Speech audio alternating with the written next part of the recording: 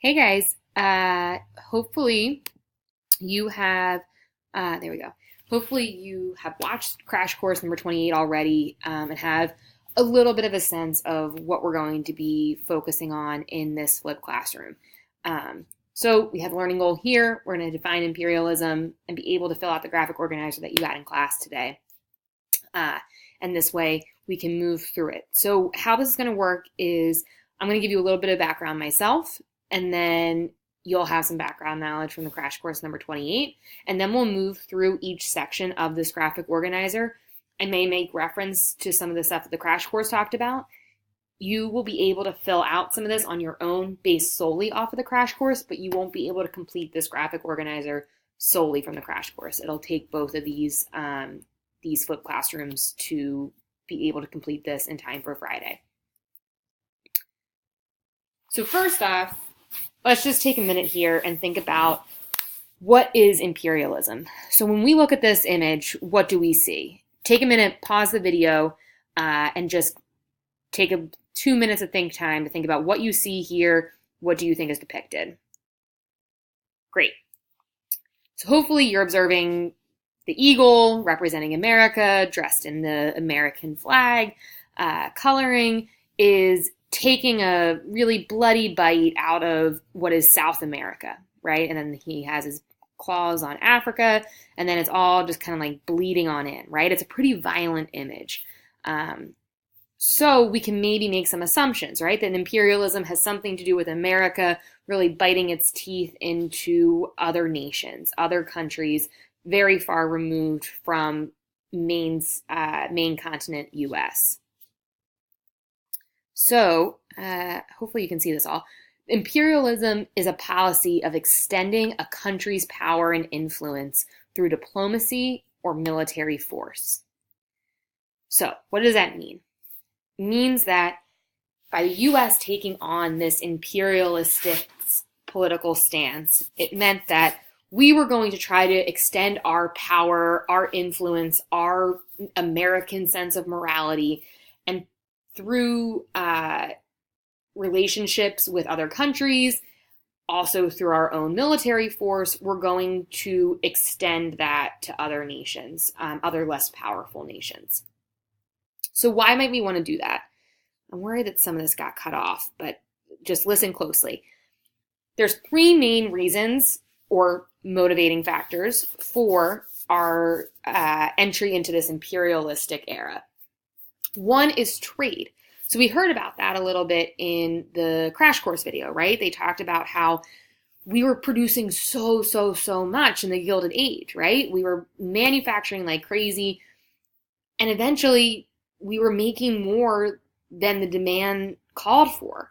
So now we had all of this stuff, and we had all of these people working at these jobs, but there wasn't enough demand. There weren't enough people wanting to get the goods. So we needed to expand our markets. So by opening up our trade to other countries and to other nations that previously we had not yet traded with, it allows us to continue this manufacturing and industrial boom from the Gilded Age and allow us to be able to ride through that little depression and get our goods to other nations and to keep that momentum going. Second would be the naval expansion. So right now we have a strong military, but for us to be a real military powerhouse, we need to have a good navy.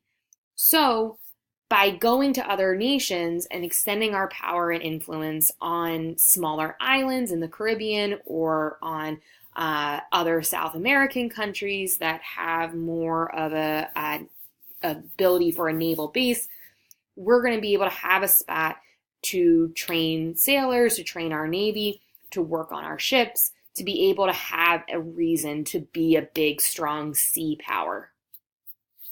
And then finally, the end of the frontier. We achieved manifest destiny, right? We went coast to coast. We have done all that we could within the land that is bestowed upon the United States. So there's a little bit of like, oh, shoot, well, we finished that, right? Like maybe, you're working on a puzzle for a really long time, and then like you finally put all the puzzle together and you're like, oh my gosh, this is great. But like now it's over. So like, do you just like start another puzzle? Do you maybe do another sort of game? like what's next here, right? There's a little bit of like doubt and hopelessness and like lostness, right? Like we had this whole like moving to the frontier, exploring and being adventurous. So like what's happening now? So those two things tied a little bit together. That end of the frontier mentality definitely did tie in a little bit with the trade and the naval expansion as well. And as we'll talk about later this week in class, the idea also of our cultural superiority, this idea of the white man's burden, that some cultures are better suited for success than others, right? That really terrible mentality also helps spurred us to launch into this imperialistic, we know everything, we're the best, we should bestow this upon other people mentality. So one thing to keep in mind is remember that imperialism is not expansion. Western expansion was us achieving manifest destiny and going from coast to coast, moving west. When we're thinking about imperialism, these are not going to be states. This is not continental US. We're trying to get territory to make our country bigger. This is so that we can just have kind of the fringe benefits of having close relationships and close like colonial type powers with other nations, but they would not ever become states. So this is going to get real messy, thinking about like, well, do American rights transfer over to some of the colonies and the territories that we have relationships with because of our imperialism? That's going to be a very fuzzy line, but we are not doing this for the purpose of trying to expand our country. We're just trying to extend our power. So I included this here because we're trying to keep practicing our political cartoons, right? And this is going to set the tone for some of the stuff that we heard about in the crash course video, but also that we'll talk about in this video. So you'll see it's called School Begins, and we have a really stern-looking Uncle Sam, and he's leaning over the table being like, I'm going to teach you guys something, right? And he's talking to the Philippines, he's talking to Hawaii, Puerto Rico, Cuba. They're not looking too happy, right? And you see a whole bunch of white folk, like all reading nice and orderly and properly in the back. You got a Native American person in the corner reading upside down. You have a little China resident coming in through the door, but look, he's not allowed in. That's because that Chinese Exclusion Act is still going on that we talked about last unit, barred from entry. And then you have an African American boy cleaning the windows over in that corner. So this is kind of setting the tone for where we are at this point, right? So we're going to be talking about Jim Crow this week and how while this whole idea of imperialism and extending our influence to other countries was going on, we still had a lot of problems at home. We still we're not treating our own people correctly. We still, same thing over here with the Native Americans, that same thing can be included. We're still trying to Americanize the colonies and try to give our own influence while not respecting their own cultures and their own political systems. So use this as something that we'll keep going back to, and we'll talk a little bit more in class, but just this idea that this all plays into that white man's burden idea. So I think this got cut off a little bit, but social Darwinism relates to this white man's burden that we'll talk about at the end of the week. But social Darwinism is the term that scholars use to describe the practice of misapplying the biological evolutionary language of Charles Darwin to politics, the economy, and society. So we all might remember that Charles Darwin wrote The Origin of Species. He was the first person that realized that over time, the survival of the fittest, right? The most fit bird in the case of Charles Darwin, who was observing birds in the Galapagos Islands, the fittest, the strongest, the most go-getter birds are the ones that won out over others, and those traits ended up reproducing over and over again. So that's how you knew that this was like the best type of bird. And so at this period of time, some folks were starting to very wrongfully apply that same logic to biology of humans. So that's saying that there's one race that is superior to others, that there's one society, right? Like the American society is superior to others. So this is all going to play a role in our motivation to embrace this imperialistic idea. And it's also going to play into the ongoing idea of the white man's burden. So by now we should look at our graph and we should be able to answer this, right? If not, go back to earlier in the video. I had the exact definition right there. But use this space. This is for you as a study guide. Use this to put imperialism and the definition of imperialism in your own words. So pause the video and fill that out now.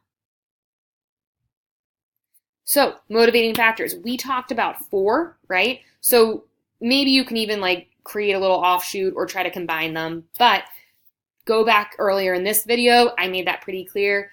And also feel free to go back to Crash Course. They kind of talked about some of these as well. So again, take a pause, fill out this piece. Spanish-American War. A lot of this you would probably be able to fill out based on the Crash Course number 28. To make sure that we're clear, when we think about causes, I want us to think about yellow journalism, that exaggerated journalism that we're really blowing out of proportion some of the stories coming from Cuba and exaggerating the arguably exaggerating the stressors down there and the plight of the Cuban people. I also want us at number 2 to focus on how the Americans did sympathize with this Cuban revolution. Like, we were born of a revolution. We know what it's like to fight the tyrant. Like, we get that. We miss that. It's been 100 years, but that's our roots. Like, we want to sympathize with folks that are going through that same sort of revolutionary idea like we did way back in the 1770s. We also, there was a letter called the Dulon letter, and that said, basically, it was the Spanish ambassador to Cuba, and it was an intercepted letter, and he was basically like, boo, America, like, they're not going to fight, they're weak, like, they're not going to do anything, like, they're terrible. And it got intercepted, and Americans saw that, and were like, what? We need to show them that we're strong, we'll fight, we're bold and brave, and, like, we have a military, woo, we're going to go show that force. And they're just like all peacocking for each other. And it's really raising that like military love of the United States. And like, yeah, let's go to war. And then number 4, which I talked a lot about in the Crash Course video, was this idea of blame Spain for Maine, right? So when the ship Maine went down, Americans wanted to blame Spain. It made sense then, hey, let's then go fight them. We have all these other causes at play here for the Spanish-American War in regards to our feelings about Cuba. Let's get after them. So we also knew from the first video that we got Guam, Puerto Rico, and the Philippines from this war. And then Cuba became a protectorate of the United States. So what that means is they weren't a colony, they weren't a state, but they weren't even like an official territory, but it was someone that we're going to be like a big brother to. So they signed this thing called the Platt Amendment, which authorized the United States to intervene in Cuban affairs in order to protect them, and protect their interest. And Cuba also had to agree that they wouldn't make treaties with other countries so that this way it wouldn't compromise Cuba's independency. And they also allowed the U.S. some naval bases, right? So Cuba was then kind of thrust into this new independence, but also had this like older brother like creeping down their back, and still had a whole lot of relationships with the U.S. because they also got some naval bases, which is part of our whole interest in imperialism to begin with.